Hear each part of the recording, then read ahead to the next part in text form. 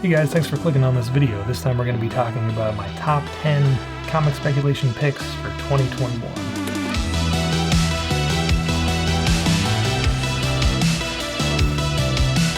No Coast Comics. Hey guys, welcome back to No Coast Comics. Jeremy here as always.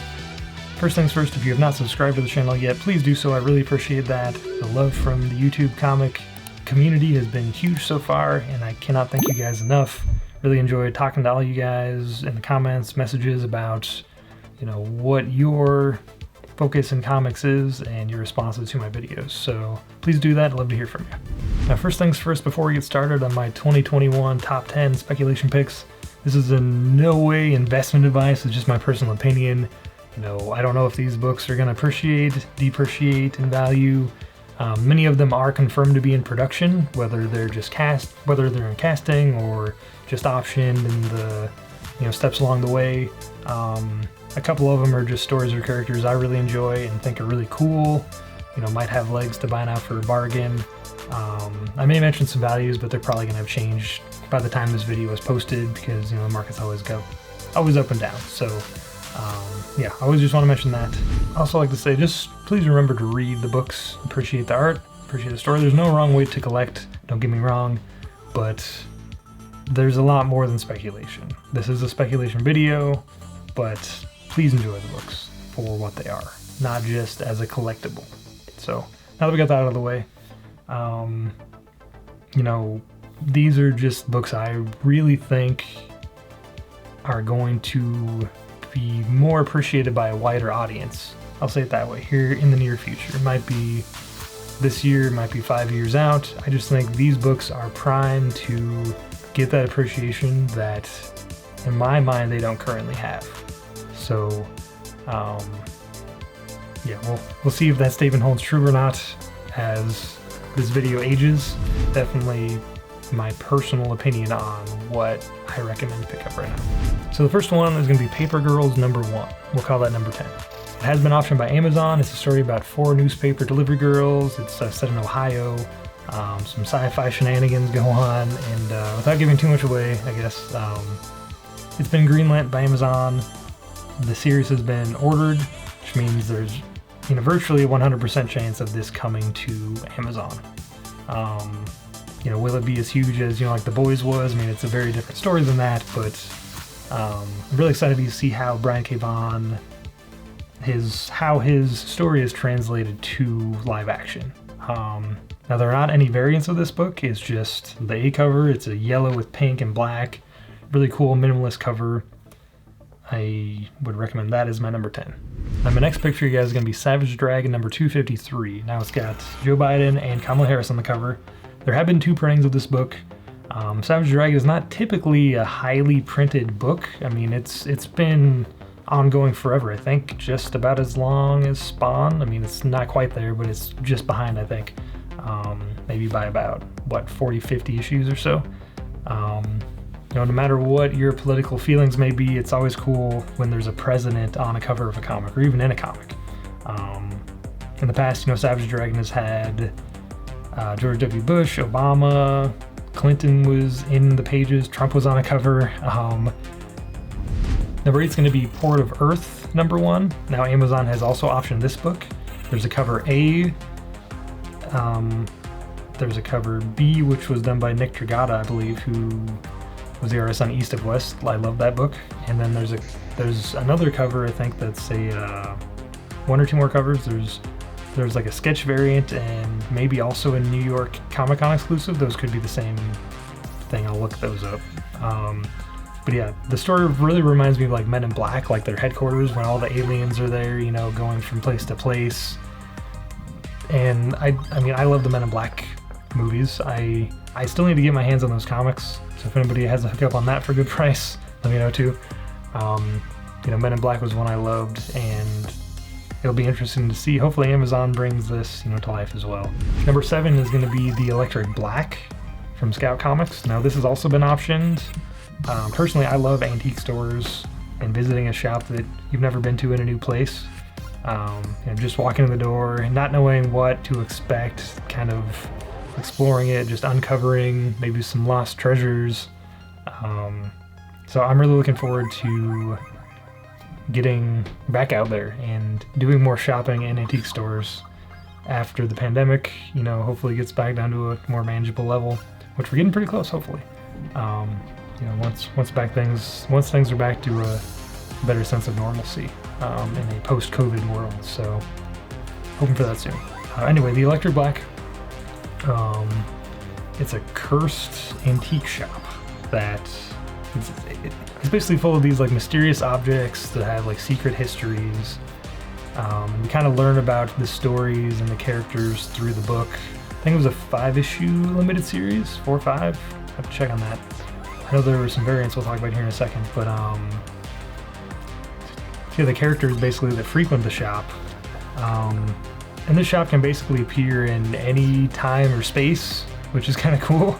The shop's proprietor, his name's Julius Black, and all the crazy employees that work there that all kind of have their own, usually dark motives that they're trying to, pulling over on, like the store patrons and stuff. It's a pretty fun book. Now it's been optioned by Starburns Industries, which is the production company that was at least originally behind Rick and Morty.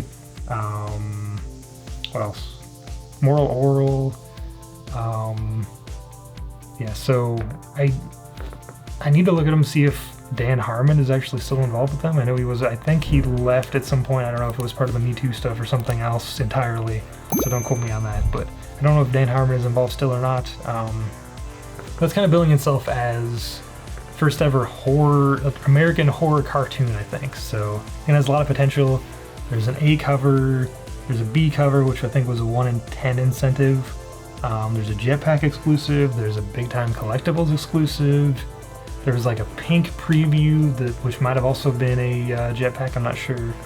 And then the very first one I think that came out was an orange preview book that I think was handed out at New York Comic Con. I'm not sure what year, 2016, 2017, maybe. I'll check on that. And so that's the first appearance I think to look for if you're interested in that. So Electric Black, very excited about that one. Now my number 6 pick is going to be Black #1 from Black Mass Comics. It's about a black teenager. He's racially profiled and gunned down, and he gets back up. He should be dead, but he realizes he's different, and or so he thinks, because there turns out to be more like him in that black people are the only ones who have superpowers, and there are people that will go to great lengths to control that power. And it definitely has, it was definitely very timely when it came out, still timely now. I think if they decide to really focus the story on the main character, it'll be stronger. It kind of went off in a bunch of different directions in the story. It was a great story, don't get me wrong, but it was kind of, at times I think, hard to follow just because they tried to put so much into it. And I think if, they get a really good screenwriter to work on it, that just, narrow in on Kareem's story, I think it could be a real strong show. Now it has been optioned. I'm not sure if they actually announced who optioned it or not, but yeah, I'm hoping it gets made. It'd be awesome to see. There's an A cover, which is probably the better one in my opinion. It was only like a 25,000 print run, I think. And the B cover is 1 in 5 by Ashley Wood, who's pretty well known for doing like the zombies versus robots covers. And so Black #1. So my number 5 pick is going to be Star Wars Darth Maul #2, the first appearance of Cad Bane in the comics. I'd absolutely love to see Cad Bane show up in one of the Disney Plus Star Wars shows, whether The Mandalorian or not. I think it would really fit, it would really work in some way depending how they do it, with the stories that we've been seeing in The Mandalorian so far. A lot of bounty hunter stuff, obviously. Just a badass character. I love the look. What more can you say? I mean, it's still largely affordable. It hasn't really picked up the heat that a book like Darth Vader #3, the first appearance of Dr. Aphra has. It hasn't really got to that level yet. So yeah, definitely keep that one in mind when you're looking through back issues, or seek it out specifically. I'm not going to tell you how to collect, but that is definitely probably the top Star Wars book that I would recommend right now. It's about a $50, $75 book right now anyway in raw. CGC 9.8s go for about $250 to $300 last I checked. There's also a 1 in 10 variant, which goes for some big money. I've never even seen that one in person. Only online, I think it's like $1,000 or something for a CGC 9.8. I think it's $300-400 raw. There's also a cover D, which is a second print, which commands higher than the first print actually, because it's harder to find. That one, it's around, I say it was $300-400 for a 9.8. Have to check the raw copy, but yeah, definitely Star Wars is something that is only gonna keep going up as long as they keep making Disney Plus shows, in my opinion. Which leads me into number 4, Star Wars The High Republic, number 1. Now, this is the earliest canon Star Wars comic with some new characters. Again, lots of variants on this one. I'm not gonna talk about all of them, but I think the A cover is really strong. You know, the incentive variants are always pretty cool, but the A cover is still really affordable right now. I think it's around $15 or so. There's 3 printings so far of this book. Could be going on to a 4th by the time this video comes out, but second print was pretty cool. Got 3rd print's alright. I think, you know what? I think actually they just did an a 4th printing the other day, now that I think about it. There's some really cool variants. There's a Sway variant, or Sway, that I think it was a 1 in 25 that I did pick up a copy of that from LCS. I think I paid $50 for it. It's been going for about 60 to 80 raw. It's really cool. Stephanie Hans variant that has a young Yoda. That one really shot up. I think it's like $25 or $30, and it was a regularly orderable cover. That wasn't like incentive or anything. It was just a really cool cover. So yeah, definitely look out for those. I know it had quite a big print run. There's gonna be more printings, but Star Wars again. So number 3 is gonna be Sweet Tooth number 1. Now it has been optioned by Netflix for a show. I've heard it kind of described as Mad Max meets Bambi, which I would definitely agree with. It's, you know, 2 things that shouldn't make sense, that Jeff Lemire, you know, crazy story, crazy art, all done by Jeff Lemire. He's a madman in a good way. Yeah, human-animal hybrids, including the main character. His name's Gus. He's a boy with deer-like features. I don't want to go into any spoilers or anything, but I mean, there's a lot of weird creatures, weird storylines going on.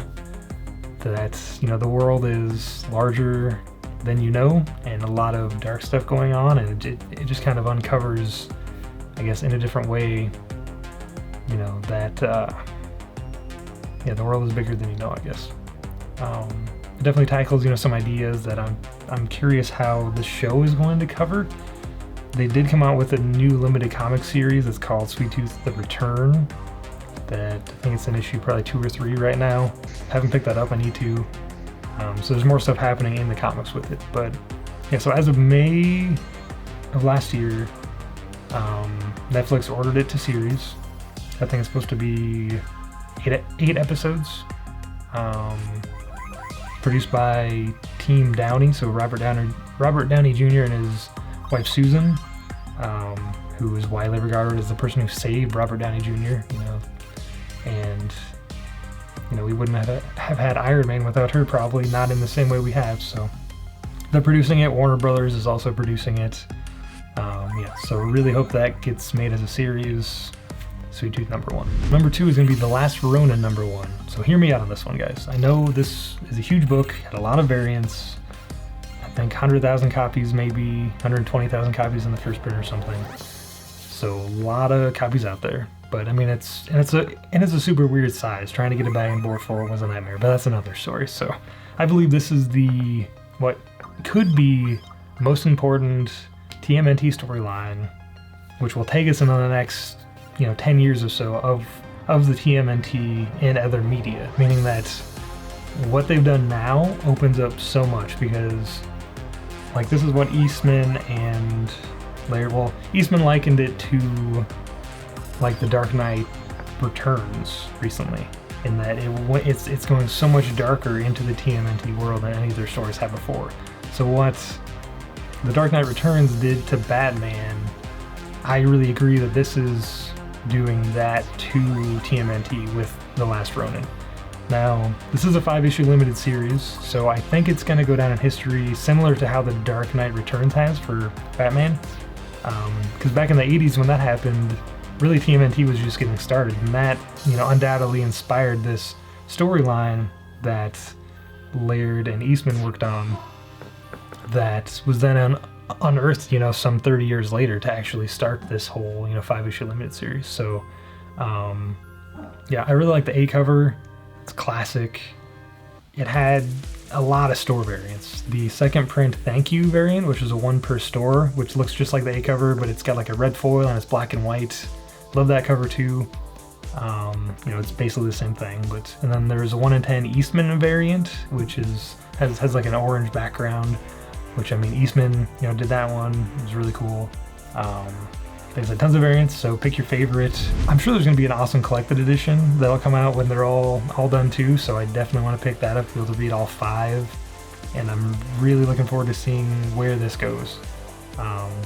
But yeah, I really think this is going to lay the groundwork for what's possible, especially cinematically, going darker with this moving forward in the TMNT universe. So, Last Ronin number 1. Now my number 1 pick in 2021 for comic book speculation, this just got announced last week that it has been optioned officially.